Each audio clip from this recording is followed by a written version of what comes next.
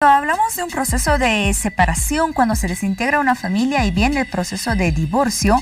Sin duda esta es una etapa muy compleja, pero aún puede complicarse más cuando nos enfocamos en un punto que es muy importante, la asistencia familiar.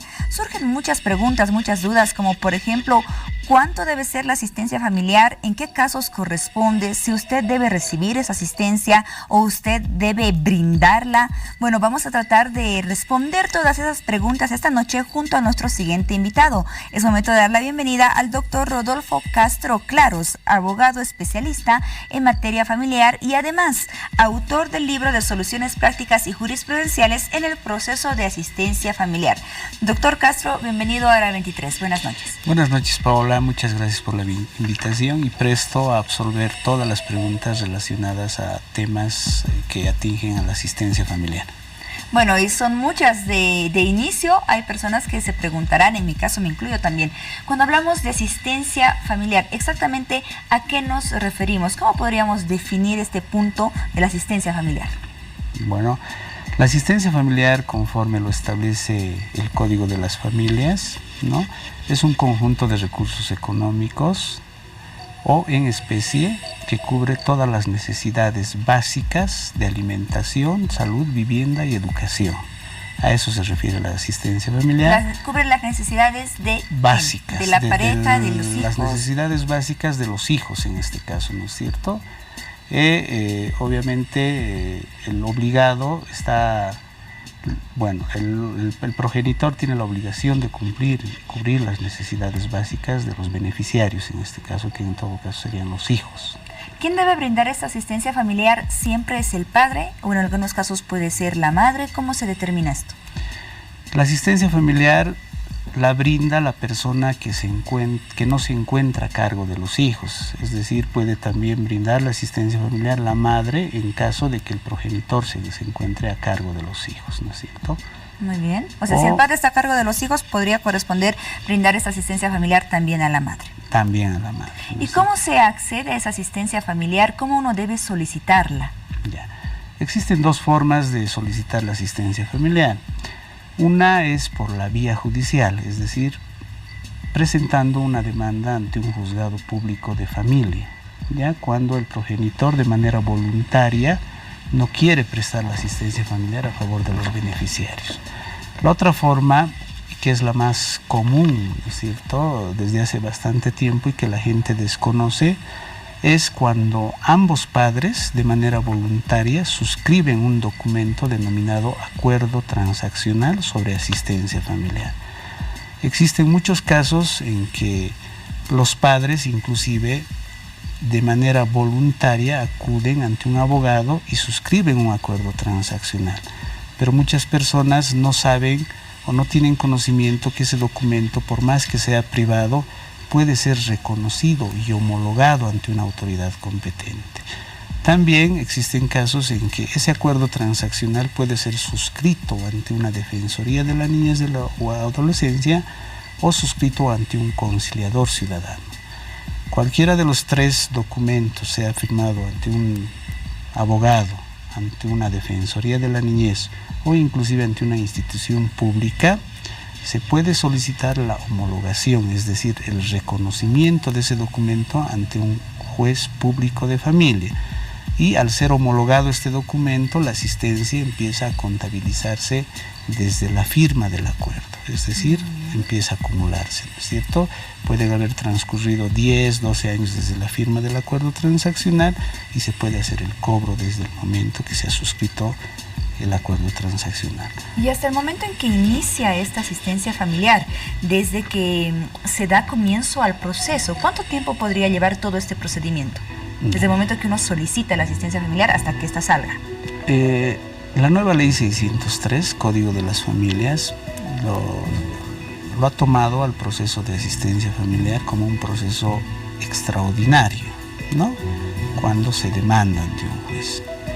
Y cuando existe un acuerdo transaccional, ¿ya?, y se pide la homologación de ese acuerdo transaccional, se lo denomina como un proceso de resolución inmediata. ¿Qué significa? Un proceso extraordinario es un proceso que puede durar un aproximado de 1 mes a 2 meses aproximadamente, dependiendo las circunstancias, dependiendo también si el demandado, en este caso el obligado, el progenitor, se encuentra en el departamento, porque existen casos que el obligado pueda radicar en otro departamento, ¿no es cierto? Cuando hablamos de un acuerdo transaccional y solicitamos la homologación, entonces directamente el juez está obligado directamente a sacar una resolución, por eso se denomina resolución inmediata. Muy bien, en este proceso de asistencia familiar, ¿qué documentos generalmente se piden? ¿Cuáles son los requisitos que uno debe presentar? Comúnmente, desde la promulgación de la nueva ley 603 han implementado un principio que se llama el principio de no formalismo, ¿no es cierto? Pero obligatoriamente sí debemos demostrar el vínculo que existe, ¿no? La filiación que existe entre el padre y el hijo. En tal caso se debe presentar obligatoriamente el certificado de nacimiento del menor y fotocopia de carnet. Obviamente la ley también nos exige, para demandar la asistencia familiar, debemos demostrar 2 parámetros muy importantes, que es demostrar la capacidad económica del demandado, es decir, cuánto percibe mensualmente, y posteriormente pasamos a demostrar la necesidad económica del beneficiario. Pero eso sí, no exime de ninguna forma que el obligado no se rehúse, ¿no?, a pasar una asistencia familiar. Es decir, que con la promulgación de la nueva ley 603, el obligado obligatoriamente debe pasar como asistencia familiar el 20% del salario mínimo nacional. Es una innovación que se ha introducido en el nuevo código, es decir, que el 20% del salario mínimo nacional actualmente equivale a 2.060 bolivianos, ¿no? Y sacando el 20% equivaldría a 412 bolivianos. Menos de eso no se puede pasar, ¿no? Es lo mismo. Y si, digamos, hablamos de un acuerdo transaccional suscrito entre partes, se debe presentar el acuerdo original y se debe presentar el certificado de nacimiento. Muy bien. Tras un proceso de divorcio, los hijos tienen derecho a la asistencia familiar. ¿Hasta qué edad? La ley claramente establece, la ley 603, Código de las Familias, establece que los hijos tienen derecho a percibir una asistencia familiar hasta cumplida la mayoría de edad, es decir, hasta los 18 años. Y este beneficio se extiende hasta los 25, siempre y cuando que el menor esté cursando sus estudios superiores, ¿no es cierto? Es decir, esté estudiando en una casa superior de estudios, ¿no?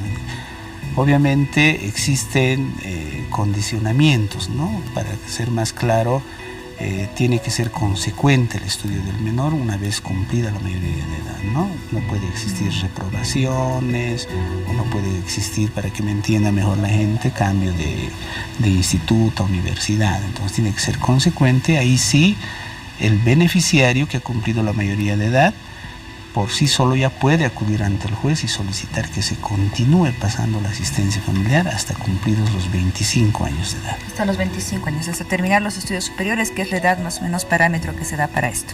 Un parámetro. Muy bien. En los casos, por ejemplo, en los que no existe un proceso de divorcio, una pareja que nunca se casó, pero se dio un embarazo, ¿una mujer embarazada puede solicitar asistencia familiar pese a que nunca haya contraído matrimonio? Claro que sí, es una nueva innovación también que ha implementado la nueva ley 603. Antes no existía eso. Antes la asistencia corría desde la notificación con la demanda y no tenía carácter retroactivo, ¿no es cierto? Ahora, desde la promulgación de la nueva ley 603, ya se ha implementado esta figura jurídica y una mujer en estado de gestación puede solicitar la asistencia familiar, ¿no? Con los simples requisitos, por ejemplo, de presentar una ecografía, la tarjeta de control prenatal, una fotocopia de carnet. Inclusive yo en otras ocasiones he intentado llevándolo al progenitor, realizando una declaración notarial, una declaración jurada que es el padre, o en otros casos yo he suscrito un acuerdo transaccional donde el padre reconoce que el hijo que viene en camino no es el progenitor en sí, ¿no? Ese documento también se puede hacer homologar. Ese beneficio de la asistencia familiar obviamente se tendrá que fijar en el mínimo nacional, que es 412 bolivianos. El 20% del salario mínimo nacional, ¿no? Y cuando la mamá está en estado de gestación, ese beneficio va directamente hacia la madre. Cuando nace el hijo, directamente ese beneficio pasa hacia el hijo nacido vivo, ¿no? ¿Y en qué casos la pareja podría recibir asistencia familiar? Ya no enfocándonos solamente en los hijos. Una esposa, un esposo, ¿en qué casos podría pedir, solicitar esa asistencia? Actualmente, la única forma en realidad de que la progenitora o la concubina en este caso, ¿no es cierto?, pueda percibir, en realidad no la concubina, la esposa en este caso, pueda percibir una asistencia familiar, es cuando la misma tiene alguna discapacidad que le impida poder generar sus propios recursos, es decir, que le impida poder trabajar. Se evalúa el porcentaje de discapacidad, me imagino, para ello. ¿No? Hay que presentar una serie de requisitos como certificado de discapacidad, inclusive existe un carnet que demuestra a la autoridad que esta persona no va a poder cubrir sus propios recursos, entonces sí se puede solicitar una asistencia familiar. Muy bien, respecto a la persona o al progenitor que brinda la asistencia familiar, ¿qué pasa cuando no cumple con esta obligación? Cuando el progenitor no cumple con la obligación de pasar la asistencia familiar, debemos cumplir ciertos requisitos, es decir, mandar 3 escritos específicamente a la autoridad competente, que es el juez público de familia, en razón de que la asistencia se acumula desde la notificación, empieza a correr cuando hay una demanda de asistencia desde la notificación con la demanda. Y reitero, cuando hay un acuerdo transaccional desde la firma del documento. Al impago de la asistencia familiar van transcurriendo los meses y el monto de la asistencia familiar se va acumulando.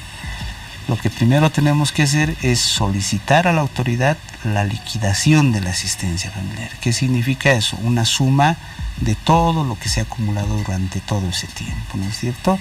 Una vez que mandamos la liquidación, el juez pone en conocimiento de la otra parte. Posteriormente, la otra parte tiene un término de 3 días para poder observar esa liquidación. En caso de que no observe esa liquidación, entonces pasamos a enviar otro memorial que se llama aprobación de liquidación y conminatoria, donde al juez lo solicitamos, al no haber observado esa liquidación, solicitamos que apruebe la misma. Nuevamente notificamos o hacemos conocer al abogado de la parte demandada y finalmente viene un modo de coerción, se podría decir, que se da en materia familiar, que es la solicitud de mandamiento de apremio, ¿no es cierto? Con el mandamiento de apremio, una vez que se nos extiende, lo agarramos al obligado y lo remitimos directamente a la cárcel de San Pedro. ¿Cuánto tiempo podría tener una sentencia este procedimiento de no haber cumplido con la asistencia familiar? La ley establece que el obligado que ha incumplido y que está retenido en la cárcel de San Pedro tiene que quedarse, ¿no?, en el lugar durante 6 meses, ¿no es cierto? Si en los 6 meses no cancela la asistencia familiar, se le da la opción a que él pueda salir durante otros 6 meses, es decir, está en San Pedro 6 meses. Tiene un plazo de 6 meses más para poder cumplir con la asistencia, si no nuevamente retornaría a la cárcel. Muy bien. Ya para finalizar, doctor Castro, y no dejar pendiente este punto que, bueno, les interesa a muchos, hay padres o madres que sí pueden cumplir con la asistencia familiar, pero también tienen el derecho de ver a sus hijos, de visitarlos, y en muchos casos se les priva de este derecho. ¿Qué sucede en ese caso? Exactamente. De hoy en día, las progenitoras están utilizando pues a los niños y a los menores, bueno, en realidad a los hijos, como un modo de poder ejercer un daño psicológico o emocional, es decir, los están manejando como si fuera un objeto, ¿no es cierto? Tal es el caso de que... Hasta como venganza en muchos casos. Como venganza, ¿no es cierto? Tal es el caso de que no les permiten poder relacionarse con los menores. Es por ese motivo que en esta nueva ley 603 que se ha promulgado en 2014 se ha implementado la figura jurídica de la revocatoria de la guarda. ¿En qué consiste esta figura? La revocatoria de la guarda consiste específicamente en que cuando la madre no permite ver por 3 veces consecutivas al hijo, ¿no?, entonces lo que solicitamos es a la autoridad, en este caso al juez de familia, que se realice una visita supervisada, se llama, ¿no?, que se la puede hacer ante la línea 156 o inclusive ante la escuela de padres dependiente del gobierno autónomo municipal. Entonces, a esas instituciones la progenitora ya tiene que obligatoriamente ir a dejar al hijo en el horario de visita establecido por el juez. Y esas instituciones de manera semanal envían informes al juzgado de la asistencia o inasistencia. En caso de que la progenitora no asista durante 3 veces consecutivas a la visita supervisada, entonces se podrá solicitar la revocatoria de la guarda y pasa a estar con el padre. La custodia podría pasar a estar con el padre, claro, o con la madre, depende de quién sea la persona afectada. Muy bien, doctor Rodolfo Castro Claros, abogado especialista en materia familiar, gracias por darnos a conocer más acerca de este tema sobre el cual todos tenemos dudas, y además felicidades por la publicación de este libro de soluciones prácticas y jurisprudenciales en el proceso de asistencia familiar, que usted lo trajo acá esta noche, lo vamos a mostrar, y bueno, es un libro en el cual nosotros podemos despejar todas esas dudas que tenemos y donde especifica claramente todos los puntos a seguir en lo que es el proceso de asistencia familiar. Gracias, doctor Castro, y hasta otra oportunidad. No, gracias a ti, Paola, y obviamente pedir o invitar a la gente que tenga dudas y quiera absolver, puede comunicarse, ¿no?, a mi número de celular, que es el 735-41-208, ¿no? Las consultas son gratuitas y con gusto yo voy a absolver todas sus dudas. Gracias, Paola. Muy bien, doctor, muchas gracias. Nos damos una pausa y ya volvemos con más de Hora 23. Espérenos.